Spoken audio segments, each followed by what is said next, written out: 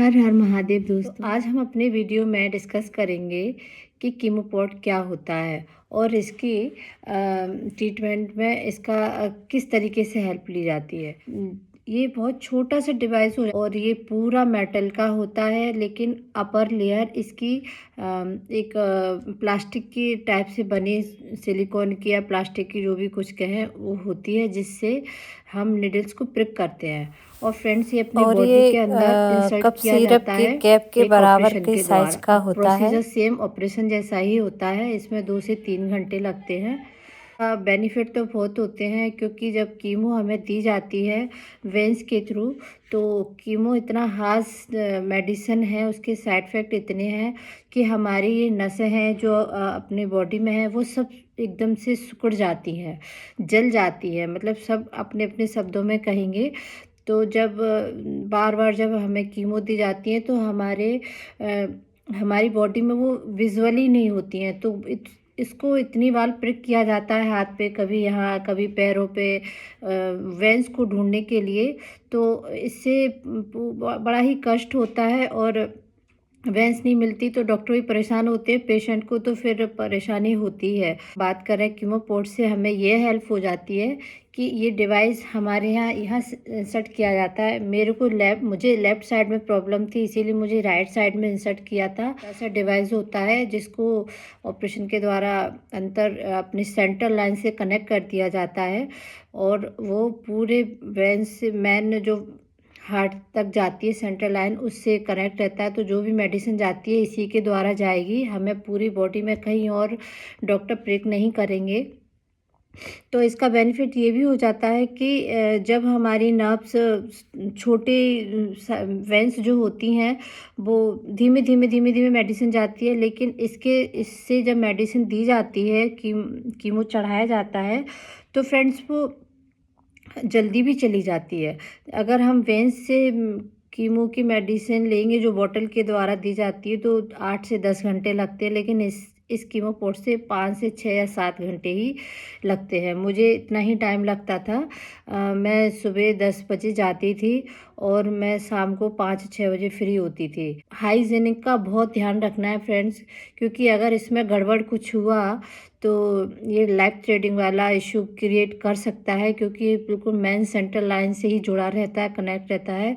तो मेरी इन बातों से आप परेशान नहीं होना है। आपको एक्स्ट्रा केयर की ज़रूरत है। मैं आपको इसीलिए सारी चीज़ें बता रही हूँ कि आपकी गलती से भी गलती ना हो।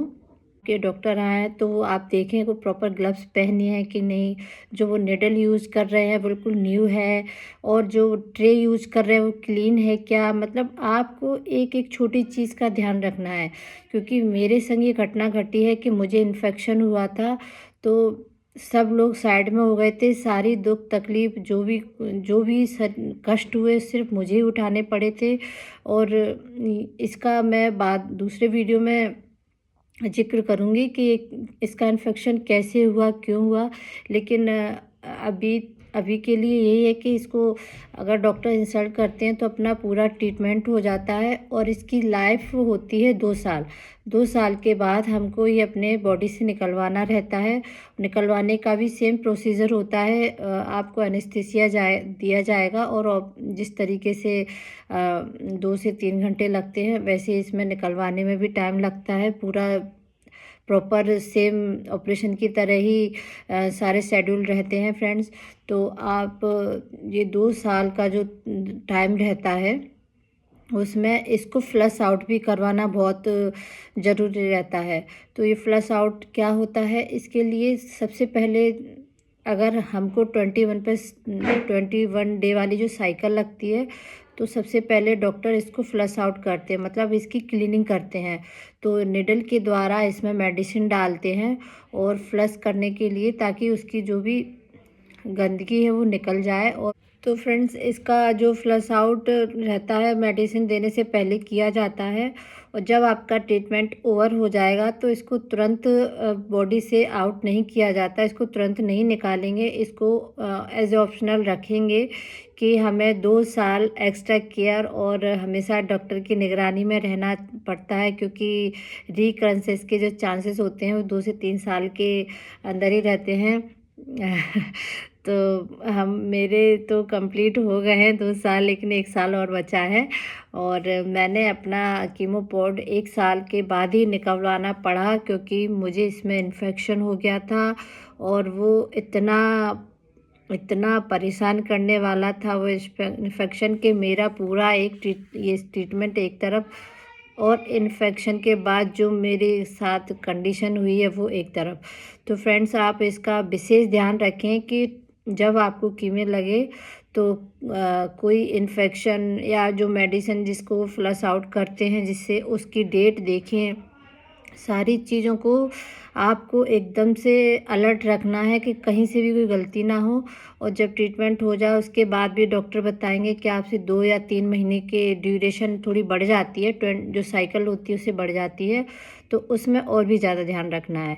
क्योंकि 21 डे, जब जितनी जो चीज़ जितनी जल्दी साफ़ होगी उतना अच्छा है, लेकिन जब हम 2 से 3 महीने का जो टाइम गैप करेंगे उसमें इन्फेक्शन के चांसेस भी ज़्यादा होते हैं। और अगर आपको ऐसा लगता है कि फ्लश आउट के तुरंत बाद ही आपको कुछ नॉर्मल लगे तो ठीक है, अदरवाइज़ आपकी बॉडी में कोई अलग से सिम्टम्स आएँ तो आप इसको बिल्कुल भी इग्नोर ना करें। अलग से सिम्टम्स मतलब जैसे कि कमज़ोरी लगना, फ़ीवर आना, चलने में दिक्कत होना, ये सारे सिम्टम्स आपको 5 से 10 मिनट के अंदर ही आने लगेंगे। अगर आपको ऐसा कुछ सीन क्रिएट होता है इन्फेक्शन जैसा, तो इस चीज़ को तुरंत अपने डॉक्टर से कंसल्ट करें, इसको इग्नोर बिल्कुल ना करें। जो गलती मुझसे हुई थी ये कोई और ना दोहराए, इसीलिए मैं इस बात को आप लोगों से शेयर करना चाहूँगी कि कीमोपोड तो अच्छा होता है, लेकिन अगर इसमें इन्फेक्शन हो गया तो ये बहुत ही बुरा होता है फ्रेंड्स। इसलिए इसको आप अपने एक्स्ट्रा केयर में लेके चलें, इसको बिल्कुल लाइटली ना लें।